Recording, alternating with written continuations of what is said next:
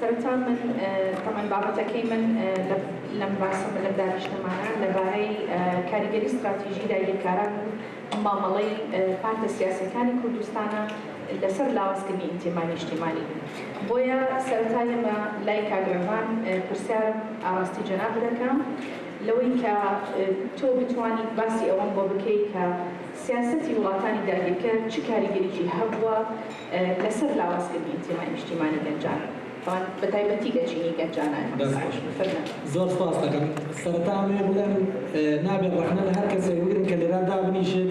دەمی بلێر زەیان زمانی کۆ نەکات لەبەروی کاتێن ئێرە ئەزانی چی کەسێکی بەشکۆ لە بەردەمی هاوڵستاوە کەسانی نیشتیمانی و خەمخۆر لەبەرەوە زۆر قورسەتەوە ئەوێ قسەکانی خۆت دەردەڕی. ئەمە سەرەتا.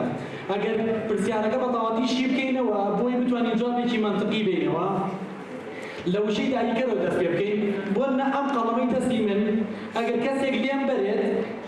یەکەم کار دوای بردنی ئەم قەڵەمە ئەوەیە من ئەمێ قەڵەمەکەم وەرگرمەوە. یەکەم کاری ئەویش ئەوەیە کە بەهێز نێڵە من لێی بەرمەوە و ئەوەی کە دیار نیوە لە من کە قەت نەتوانم داوای قەڵەمەکە بکەمەوە. پرسیار ئەوەیە کە ئێمە ئەم خاکەمان بە داگیرکراوە زانین بۆچی داوای بکەینەوە. یعنی بۆ نە ئەگەر شتەکە بچووک بێ بە قەڵەمێک ئەڵێم با بۆ خۆی بێت. ئەگەر کوڕێک ژنوبیان لەگەڵی گرنەوە نزیکەی 30 ساڵ بەخێوی بکەن مادی باشی بخەنە بەردەست سیارە کۆمپانیا ژنی بۆ بێنن بەڵام پێی بڵێن تۆ کوڕی ئێمە نیت هەڵمانگرتوێتەوە یەکەم کار ئەم مناڵە بیکا بە دوای شوناسی ئەستی خۆیانکرێت. ئێمە لێرە وەکو هەڵگیراوەین لەبەرەوە ئەگەر داوای قەڵەمەکە بکەینەوە بە نمونەگە ئێمە حەقی شەخسی خۆمانە حەقی نەتەوەی خۆمانە کە بە دوای شوناسی خۆمان نابڕین. دوایەوە ئەگەر بینەوە سەر باسی داگیرکەرەکە بۆی پەیامەکەم بە وازحی بگات ئێمە دابەشی 4 وڵات کراوین دوان لەو وڵاتانە دروستکرا بوون دوان لەو وڵاتانە ئەزمموی ئیمپراتۆریان هەبوو یان پاژماوەی ئیمپراتۆری. ئەگەر سیرکەین دوای 100 ساڵ ئەو دوو وڵاتەی کە دروستکرا بوون هەرچەنە ڕەخنەی زۆرمان لە هەردوو پارچەکە هەیە بەڵام هەردوو پارچەکە بە شێوەیەک لە شێوەکان ڕزگاریان وەرگرتووە مەبەستن لە سووریا و عێراقە. بەڵام ئەو دوو وڵاتەی کە بەر ئەو پارچانە کەوتن کە ئەزمموی ئیمپراتۆریانەیە سەیرەکەی تا ئێستا نەیانتوانیوە ئازاد بن لەبەروی ئیمپراتۆرەکان ئەتوانن لەگەڵ نەتەوە بندەستەکانی خۆیان لەگەڵ نەتەوە دوورە دەستەکانیان لەگەڵ ناوچە داگیرکراوەکانیان جۆرێک لە سیاسەت بەکاربێن کە بەردەوام بن لەو داگیرکاریە. من ئەمەوێت مۆدێلێک بخەمە بەردەستم بۆ بێنە شەڕی حەشەرات خەڵکی وا هەبوو بە یەک سەفەرێک دوانی 5 کیلۆ سن بێنێتەوە سنیان خستەوە بن دارەکان و گەشیان پێکردبوون کە زۆر زاوسیانەکرد بۆی دارەکان کلۆ بن بەشێکی زۆر لە دارەکان هەوەری. یعنی ئەوان زۆر بە پرۆسە زۆر بەجدی ئیش لەسەر بێکارکردنی کورد دەکەن بۆ ئەوەی پرۆسەی بەقەرەجکردنەکە پرۆسەی بێخاکردنەکە پرۆسەی نەمانی ئیرادی سیاسەکە سەر بێت. ئەگەر ئێمە سیرکردنەوەی بەرامبەر بە گەنجی کورد کرا بەرامبەر قەرەجی هیچ شوێنە نەکراوە مناڵەکە ڕەقە بێتەوە ئامادەنی شوێنێکی بۆ بکەنەوە تەنها ڕەق نەبێتەوە سنووری لەداخن باوەڕ ئەگەر کۆمەڵێک حاشای لێیە و حاشا لەوانی لێیە و بنبەست بۆ کۆمەڵگی مرۆڤایەتی ساکەم کۆمەڵی حیوان ئەگەری ناوچوونیانە وایە بە ملیۆنان نەبێ سەرفەکەدی بەڵام لەویا بەڕاستی ئەگەری ناوچوونە بوو کەس نەهەڵدانایەوە. ئەمە ئەبێ بزانین کە پرۆژەیەکە ئیشی لەسەرەکات کاملی ئەم پرۆژەیە بۆ یەک هەدەفە جیا لەوەی کە گەنجی کورد جیاکەنەوە بۆ ئەوەی تەرجومەی ئیرادی سیاسی بۆ شوناس بۆ ممارزەی سیاسی بۆ ڕابوون لەسەر داهاتی خۆت هەمووی تەرجوماکەن بۆ مەسەلەی مادە بە پێی نەزەڕی ماستۆ یەکەم شت کە ئینسان زەڕێتی مەسەلەی خواردنە بۆ ژیان ئێستا کە ئەوان لەوە دەستیان پێکردو ئێمە مەجبوری ئینسانیەت وامان لێکەواز دەوانە بێنین هەموو ئیرادەمان کۆبۆتۆ لە مادەیە. ئەگەر سێری مزاحەرەکانی باشوورکەین لە هەموو داواکاریە قوڵەکانەوە کە بۆ مەسەلەی پەروەردە و ئیرادە و ئیدارە بوو ئێستا تەرجمە بۆ مەسەلەی موچە و لەگەڵ دەرماڵی خوێندکاران کە خوێندکاران یەک نەجەشی زیاتریان لەوە. ئەچینە لای خاتوشادان وەکو دەزانین میدیاکان ڕۆڵێکی گرنگە بینن لە ئاراستەکردنی کۆمەلگەیان و هۆشیارکردنەوەی کۆمەلگان. ئایا میدیاکانی کوردستان چ ڕۆڵێکیان هەبووە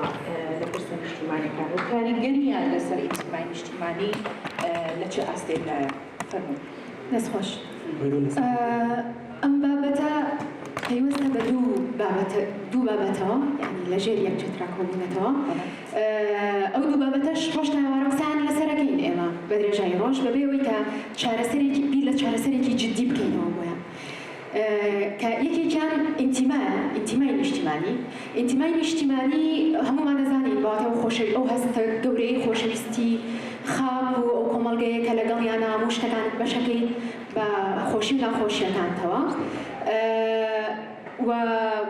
بێ جیاوازیکردنی سیاسی فکری هەر جیاوازیەکی تر کە هێت بە خەیاڵمانە ئێمە ئەو هەستی خۆشویستنەمان هەبێت بۆ نیشتیمان. لایەنی دووەمی میدیایە.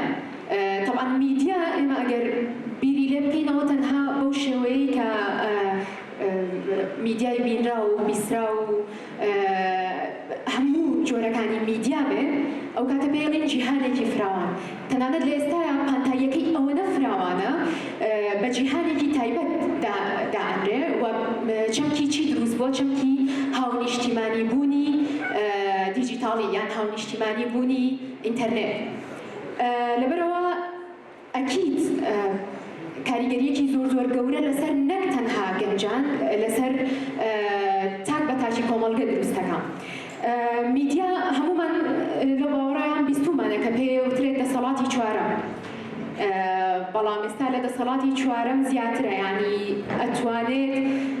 گەورەترین شەڕەکان بەرپا بکات، ئەتوانێت گەورەترین ئاشتی بەرپا بکات، زۆر بە جوانیش ئەتوانێت هەڵە و ڕاستی بشێوێنێت. نمونەکان وازحن، ینی پێویست ناکات نمونە بێنینەوە. زۆر بەداخەوە میدیا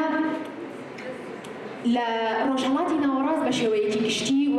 کە هەر چوارپارچەی کوردستانی شەگرێتەوە نەک هەر ڕۆڵی سستان نەک هەر هەنگاوی ئەو تۆی نەداوە، بەڵکو خەریکە بە پێچەوانی ئاڕاستە ئەرێنیەکەش هەنگاوانێ. طبعا بۆ بوونی ئینتیمای نیشتیمانی پێویستەکە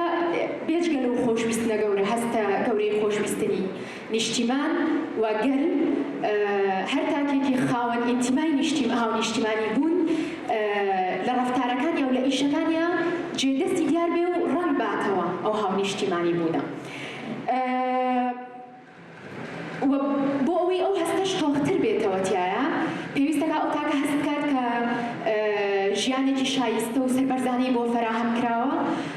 یان خۆی بۆ خۆی فراهمەکات و دادپەروەریەک هەیە بۆ خۆی و بۆ چوار دەورەکەشی.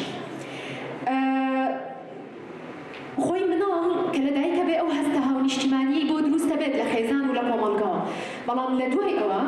پێویستەکە دامەزراوەکان لە سەرووی هەمویانەوە، ئێمە لە پانەڵی یەکەما باسی پەروەردەمان کرد، لە سەرووی هەمویانەوە پەروەردە و لە دوای ئەوە دامەزراوە میدیاییەکان ڕۆڵێکی گرنگیان هەبێت لە پەرەپێدانی ئەو هەستە هاونیشتیمانی بوونە. و ئەرکی میدیاش یان بۆ نمونە هەستی هاونیشتیمانی بوون لە ناو میدیایە لە کۆمەڵی خاڵا جێبێتەوە. ئەو کۆمەڵە خاڵا ئەکرێت کە موزیای بۆ بکرێت، بەڵام بە شێوەیەکی گشتی ئەمانن. بۆ نمونە پابندبوون بە یاسای تایبەت بۆ نیشتیمانە، جێگیرکردنی ڕێزگرتن لە دابوونەرێتی ئەو کۆمەڵگەیە، ئەو شتانی کە شوناسی ئەو کۆمەڵگەیە دیاریەکە، یەکخستنی کۆمەڵگە و بێجیاوازیەکان یەکخستنیان و کۆکردنەوەیان لەژێر چەتری هاونیشتیمانی بوونە. شتێک کە میدیا زۆر ئەتوانێت ئیشی تیا بکات و ئەکرێ بڵێن یەکەم دەسەڵاتە کە ئەتوانێت لەو بوارە ئیش بکات ناساندنی شوناسی نیشتیمانەکە، ئەو نیشتیمانەیە کە ئیشی تیاکە و پاراستنی پتەوی خێزانیش، چونکە ئەگەر خێزان بتەوە بوو دوجار کۆمەڵگە بتەوە، دوجار نیشتیمانەکە بتەوە، ئەگەر ئینتیما بۆ خێزانە بوو بۆ نیشتیمانیشە بێ. بە کورتەکەی ئێمە ئەڵێن دەسەڵاتی چوارەم، بەڵام ینی تا ئێراز دەکەم باسی ئەومان کردووە کە میدیا بە تۆڕە کۆمەڵایەتیەکانیشەوە ئێمە تەمان باسی ئەوەکەین، ئەڵێن بە هەموو شێوازە جیاوازەکانی میدیاوە کە بەرەو جیهانگیری بوونەچین دەسەڵاتێکی زۆر گەورەی هەیە لە ئاراستەکردنیان خۆی ئاراستە بکرێن. لەم سەردەمەیە شۆڕشی دیجیتاڵی کە لە لووتکەیە و هەتا بێت تۆماری پێوانەی شەشکێنێ. ئەگەر سیر بکەین بۆ نمونە لەسەر ئاستی ناوخۆیی میدیا، دەستگا ڕاگەیاندنەکان دامەزراوەکانی میدیا پەروەردەیەکەیان لە جیهەتیەوەی هاونیشتیمانی بێت حیزبیە، یعنی مۆرکی حیزبی بە تەواوەتی لە هەموو میدیاکانمانە دیارە، لە هەموو دامەزراوەکانمانە دیارە. ئەگەر بیهێنینە سەر ئەم پرسیارە بۆی جوابی ئەم پرسیارە بینەوە، ئایا میدیا ئاراستەکراوە؟ خەڵک ئاراستەیەکات یان میدیا خەڵک ئاراستاکان جوابی ئەمە بینەوە ئەمە دوولایەنەیە وەڵامەکەی یەکێکیان لەسەر ئاستی ناوخۆییە هەموومان نەزانین کە ڕوونە وازحە کە میدیای ئێمە مۆرتی حیزبایەتی هێندە پێوە دیارە مەسەلەن هەڵنیشتیمانی بوونەکەمان بەتەواوی خستۆتە لاوە تەنانەت میدیا وای لێ هاتووە کە ئینتیمای حیزبایەتیشی کاڵ کردوێتەوە ئێستا زیاتر وەکو کاکرێوان لە بەشێک لە قسەکانیا باسی کرد ئێستا زیاتر ئینتیماکە بۆ چییە بۆ دووشکە بۆ پارەیە لەگەڵ بۆ پۆست بۆیە لە ماوەیەکی زۆر کەما ئەتوانین هەمان دەموچاو لە زۆر ڕەنگی جیاوازا ببینی لە زۆر شوێنی جیاوازا ببینی لەبەرەوەی ئەو ئینتیمایانەی سەرەتا کە باسمان کردن کاڵبوونەتەوە بەڕێزان لە دوای ساڵی 1991ەوە خەڵکی باشووری کوردستان لە شێوازێک لە ژیان بێگومان ناسێنرا ئێمە وڵاتەکەمان ئێستا بۆ خۆی بە شێوازێکی گشتی چوار پارچەیە بەڵام لە هەر پارچەیەکی کوردستانە ئێمە ڕاستە ئێمە نەتەوەیەکی کوردی بەڵام ئێمە دابەشبووین بەسەر چوار کلتور دابەشبووین بەسەر چوار زمان چوار عادات چوار تەقالید ئەمەش سیستەمێکی داگیرکاریەکە هاوڕێم کارگەبان ئاماژەکەیان حەز ناکەن کە بەناو ئەو تەفاسیلەوە بەڵام جیاوازەیە کە لە باشووری کوردستان ئێستا بەڕێوە چییە خەڵکی باشووری کوردستان لە هەر پارچەیەکی کوردستان زیاتر بەدەسەڵاتی کوردی ئاشنا بن لە پارچەکاری تری کوردستان ئێستا ئێمە ڕوبەڕووی چەند داگیرکاری تورکیا ئێران سووریا بەڵام لە باشووری کوردستان دوایەوە کە ئێمە لە حکومەتی باس نەجاتمان بوو ئێمە ئاشنا بووین بە دەسەڵاتی کوردی بە حکومڕانی کوردی کە لەلایەن پارتە سیاسەکانی باشووری کوردستانەوە بەڕێوە بەڵام ئایا ئەمە بووە مایەی خۆشبەختی ئەمە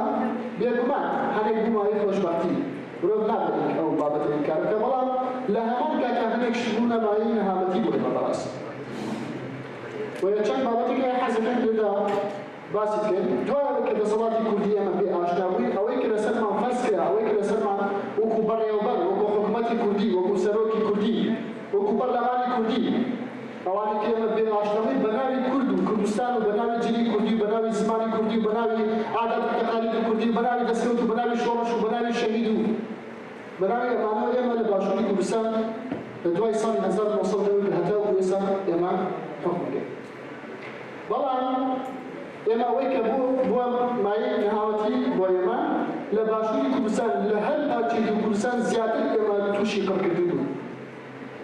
لە هەر پارچەیەکی کوردستان زیاتر ئێمە تووشی قڕکردن بووین مەترسی قڕکردنی کلتوریمان زۆر لەسەرە مەترسی داگیرکردنمان زیاتر لەسەر ڕاستە ئێمە حکومەتی بە ئاسمان وەدەرنا بەڵام ئێستا داگیرکردنی لە وڵاتەکەمانە هێشتا هەر هەیە ئایا دوای ئەوەی کە ئێمە بوونە خاوەنی حکومەتی کوردی کلتوری کوردیمان ئێستا ساڵم دەریان سەردەمی حکومەتی باس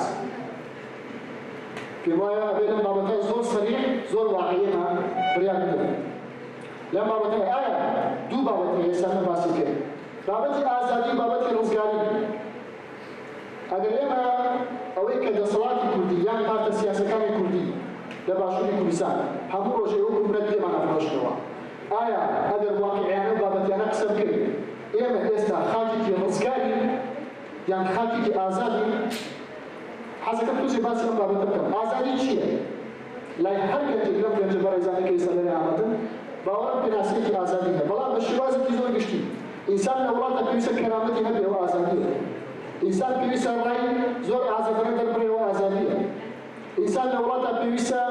خاوەن قسە بێ خاوەندەن بێ قسەی بخوا ئازادی ئەخلاقە ویجدانە کەرامەتە ئازادی خاکە ئازادی لە ناو تێکۆشانە ژنە ئازادی پێشەنگاتی گەنجە ئازادی ئابووری سەربەخۆیە ئازادی کلتورێکی پارێزراوە کە خەڵکی ئەم وڵاتە شەناسی بە کلتوری خۆی بکەن هەموو بابەتانی باسی کرد لە باشووری کوردستانە ئێستا ئێمە پێی ئاشناین یان نا کەواتە ئێمە وڵاتێکی ئازاد نین زۆر بۆ بەڕێ باوەڕیەوە من باوەڕم بۆ بابەتەیە ئێمە وڵاتێکی ئازاد نین ئێمە گەنجانی کوردستان ژنانی کوردستان لە وڵاتێکی ئازاد نین هەمان کات ئێمە خاکێکی ڕزگارین یان نا بەڕێزە ئایا ئێمە ئەڵێن باشووری کوردستان یان هەرێمی کوردستان ئێمە باشووری کوردستانی یان لەتە باشووری کوردستان یان لەتە هەرێمی خاكەکەمان لە سەدا پەنجاوێکی داگیرکراوە لە باشووری کوردستان ئاگامان لێیە بەڕاستی هاوڕێم وتی با بەخەبەر بێنەوە بەڵێ با بەخەبەر بێنەوە خاکەکەمان میوەی داگیرکراوە بەڕێزە ئێمە لەتە باشووری کوردستان لەتە هەرێمی کوردستان لەم بابەتانە بەڕاستی پێویستە هەنێک ئێمە بە خۆمان نەبچینەوە ئینجا و مستەقبڵی گەنجانی گشتیمان و گەنجانی وڵات ئێمە دەست بە هەنگاو و بەتەکەشان کرد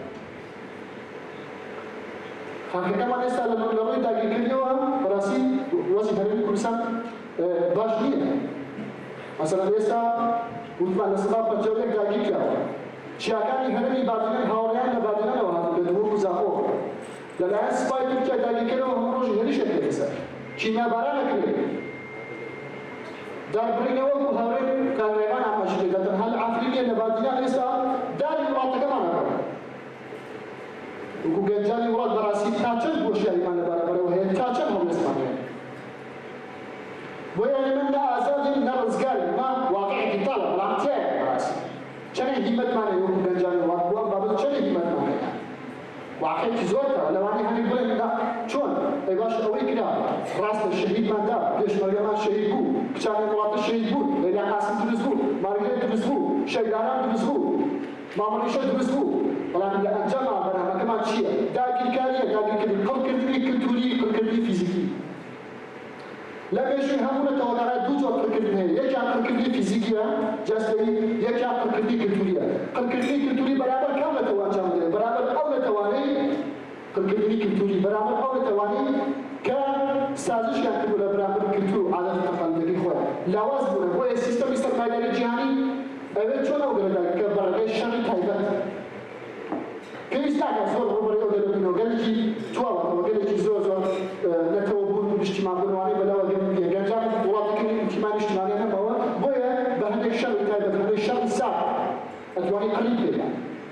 ئەوش چیە داگیرکردنی کلتورەکەی قڕکردنی فیزیکی چیە لە بەرامبەر ئەو گەلانەی کە لە مێژوودا بە چاند و ئەخلاق و کلتوری نیشتیمانەکانە زۆر پەیوەستن ئەمە بەرامبەر گەلی کورد بەڕێوەبرێەوە بەڕێزە بەرامبەر نەتەوەی یەهودی ئەڵمانەکان ئاشوریەکان کورد قڕکردنی فیزیکی ئەنجام درراوە لە چ کاتێکە لەو کاتێکە ئەو کوردە بۆ خۆی خاوەنێکی بیانەوەتەوە بۆ خۆی خاوەنی کلتورێکی بەهێز کە سەرمایە گەورەترین سەرمایە هەنێتەوەی کلتورەکەی زمانەکەیەتی بەڵام لە باشووری کوردستان ئێمە ڕوبەڕووی حاڵەتێکی بۆ شوازێت ڕۆڵی پارتە سیاسیەکان چییە؟ حەزەکەم باسی ئەوە بکەم پارتە سیاسیەکان لە باشووری کوردستان کەسایەتی سیاسی بە هەموو پارتە سیاسیەکان وڵات ڕوبەڕووی دوو جۆر نەخۆشی هاتووە یەکیان لومپەنیزم یەکیان دۆگماتیزم لومپەنیزم چییە؟ کەسایەتێکی لومپەن چییە؟ کەسایەتێکە کە باکی نییە کەسایەتێکی ڕۆشنبیر نییە کەسایەتێکی نەخوێنەوارە کەسایەتێکی ملهوڕە کەسایەتێکی ڕەمەدبازە غەریزەبازە کەسایەتێکی مادەپەرستە باکی بە وڵات و بە نیشتیمان